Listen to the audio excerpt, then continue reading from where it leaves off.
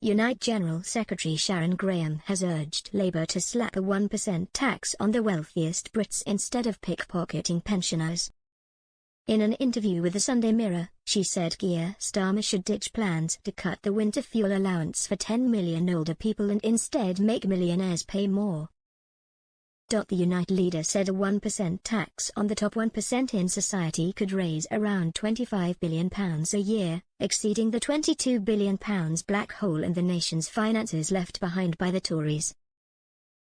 Ms Graham urged Chancellor Rachel Reeves not to slash public services in next month's budget, saying, "People are not going to accept austerity Mark II."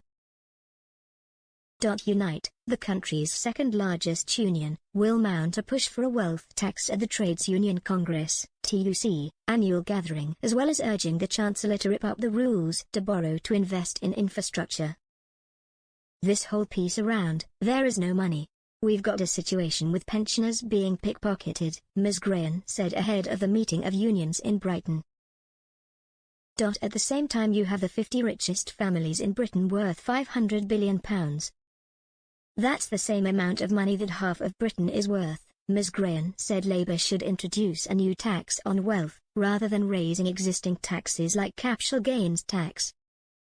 It would affect the top 1%, broadly those people with £4 million clear and no mortgages.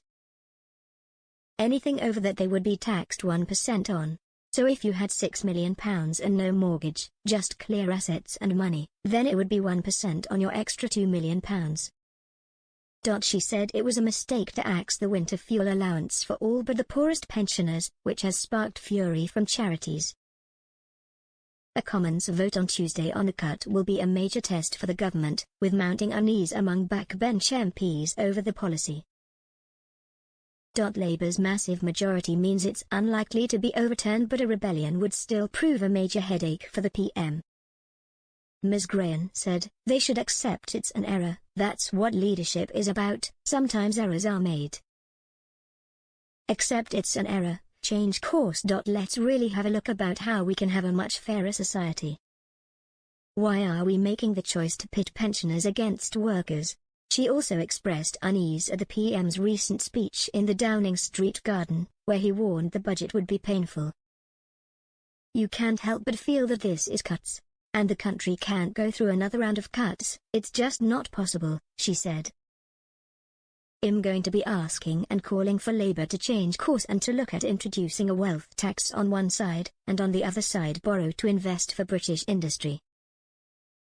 Ms Graham, who has been outspoken in her criticism of Mr Starmer in the past, added, "Just because they, Labour, say it's not austerity, if it walks like a duck and quacks like a duck then it's a duck.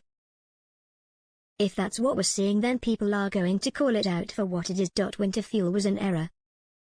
I think they, Labour, are going to do some very good things, but they need to call it out as an error. Ordinary people paid the price for the financial crisis in 2008 and during the pandemic, and cannot pay again for Tory mistakes," she said. "That's why we vote Labour in, to equalise, to make sure we have a more equal society," Ms Graham said. "If people can't see hope, we're in danger of people looking elsewhere for that hope. We're in danger of a gateway to the far right in terms of that hope.